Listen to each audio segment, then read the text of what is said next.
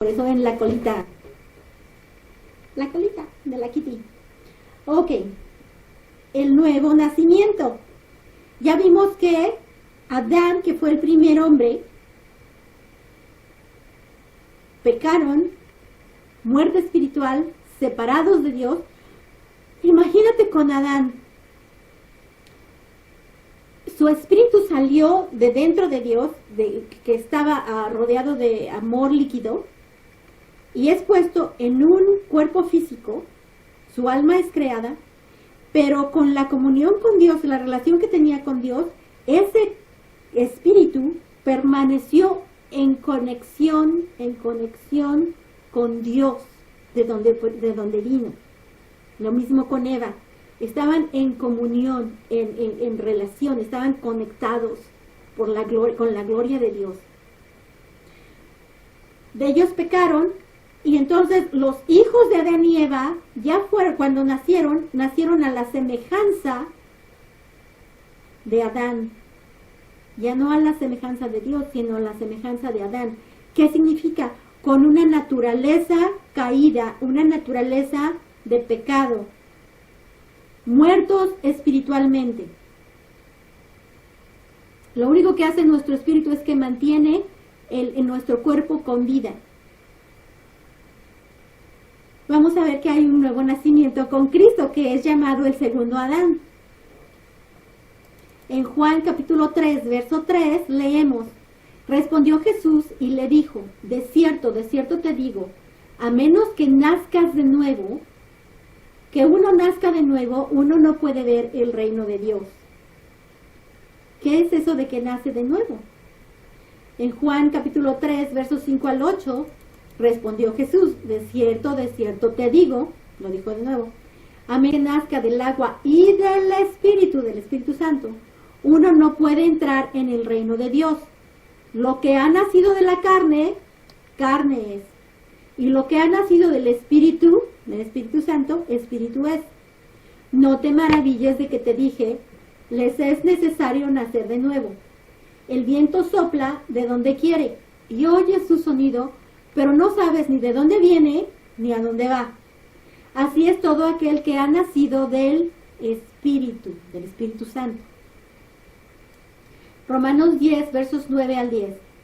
Que si confiesas con tu boca que Jesús es el Señor, y si crees en tu corazón que Dios lo levantó de entre los muertos, serás salvo. Porque con el corazón se cree para justicia, y con la boca se hace confesión para salvación. Colosenses capítulo 2, verso 13. Mientras ustedes estaban muertos en los delitos y en la incircuncisión de su sangre, Dios les dio vida juntamente con Cristo, perdonándonos todos los delitos. Juan capítulo 10, verso 10. Jesús dijo: el ladrón no viene sino para robar, matar y destruir. Yo, Jesucristo, he venido para que tengan vida y para que la tengan en abundancia. Juan 10, 27 al 28. Mis ovejas oyen mi voz y yo las conozco y me siguen. Y yo les doy vida eterna y no perecerán jamás, y nadie las arrebatará de mi mano. Romanos 6, versículo 23 dice: porque la paga del pecado es muerte, pero el don o el regalo de Dios es vida eterna en Cristo Jesús, Señor nuestro. Y aquí lo que está diciendo es que cuando aceptamos a Cristo en nuestro corazón, Jesucristo, quien es la vida, viene a vivir dentro de nosotros. El Espíritu Santo nos llama a Cristo, nos da la gloria de Dios, y cuando nosotros aceptamos a Cristo en nuestro corazón, nuestro espíritu recibe la gloria de Dios, es reconectado con Dios y somos vivos nuevamente. Por eso dice: cuando naces de nuevo yo te doy vida eterna. Ahora nunca vas a morir, nunca más vas a morir, es decir, nunca más vas a estar separado de Dios, nunca más vas a estar separado de la gloria de Dios. Cuando recibimos a Cristo ya nada falta, ya no hay un vacío en nuestro corazón, nada. Eso es lo más emocionante del principio de los beneficios, del sacrificio de Jesucristo, de estar Él en el infierno, de cargar Él mismo con nuestros pecados, porque cuando nacemos de nuevo, Él nos borra todos los pecados. Es como si nunca hubiéramos pecado. No importa qué cosas horribles hicimos antes de recibir a Cristo en nuestro corazón, todo queda eliminado y nosotros somos reconectados con Dios como si jamás hubiéramos pecado. El plan de Dios y el llevar a cabo el sacrificio fue perfecto y tenía solo el propósito de reconciliarnos con Dios Padre y que nuestros espíritus volvieran a la vida. Justificación. La justificación es el trabajo terminado por parte de Jesucristo. Es algo que no hay nada que se le pueda agregar. Él lo hizo todo y punto, está hecho. Cuando una persona nace de nuevo, es nacida de Dios o nacida del Espíritu de Dios. Y pone al creyente en la casa de Dios como sus hijitos, como bebés espirituales. Mientras el creyente, y hablamos de creyente, los que creen en Jesucristo, que Jesucristo es Dios, que vino en la carne, que tomó nuestro lugar, cargó nuestros pecados, murió crucificado pagando por nuestros pecados, su alma fue al infierno para pagar por nuestros pecados, y el Espíritu Santo lo resucitó y ascendió y está sentado a la derecha de Dios Padre. Entonces, el creyente, cuando nosotros lo reconocemos, lo aceptamos y decimos, gracias Cristo por tomar mi lugar, y yo acepto tu regalo de salvación y ven a vivir a mi corazón, y acepto el perdón de pecados por los cuales tú pagaste. Mientras el creyente mantenga su fe en la salvación por medio del sacrificio de Jesucristo, permanecerá en la casa de Dios como hijo o como hija, y esta posición de hijo o de hija de Dios garantiza nuestra entrada al reino de Dios cuando nuestro cuerpo físico muere.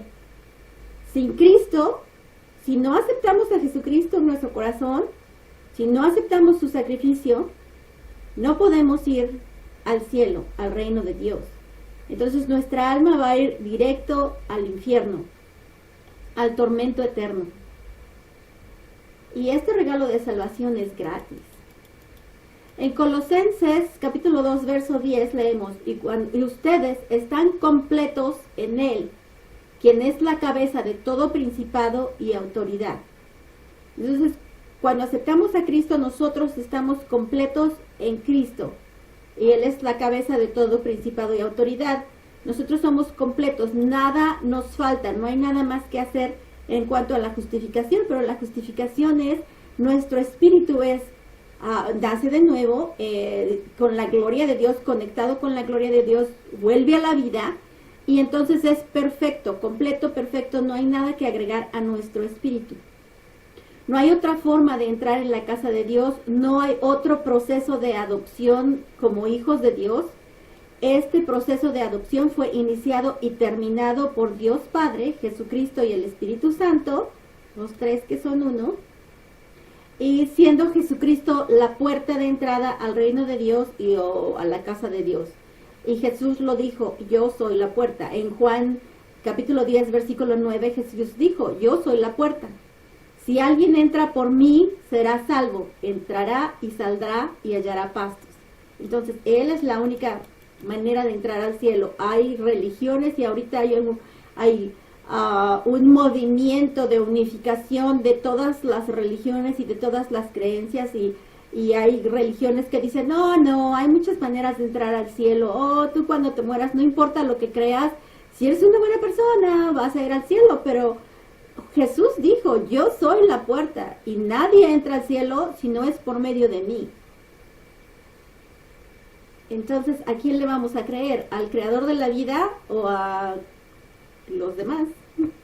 Primera de Timoteo 2, verso 5 dice, porque hay un solo Dios y un solo mediador entre Dios y los hombres, Jesucristo hombre. Hay también religiones que dicen, no, tienes que hablar con fulanito y ese fulanito te perdona los pecados. Y si el fulanito te perdona los pecados, vas al cielo. Hay otras religiones que dicen, no, pues si nos das dinero, nosotros oramos por ti para pedirle a Dios y tú entres al cielo. Todo eso son mentiras y eso es un fraude financiero y son cosas que no son verdad. Porque aquí lo estamos leyendo en la Escritura, en la Biblia, que dice que hay un solo Dios y un solo mediador entre Dios y los hombres, y ese es Jesucristo. Si nosotros queremos comunicarnos con Dios Padre o con Jesucristo o con el Espíritu Santo, vamos directamente. Tenemos que aceptar a Cristo en nuestro corazón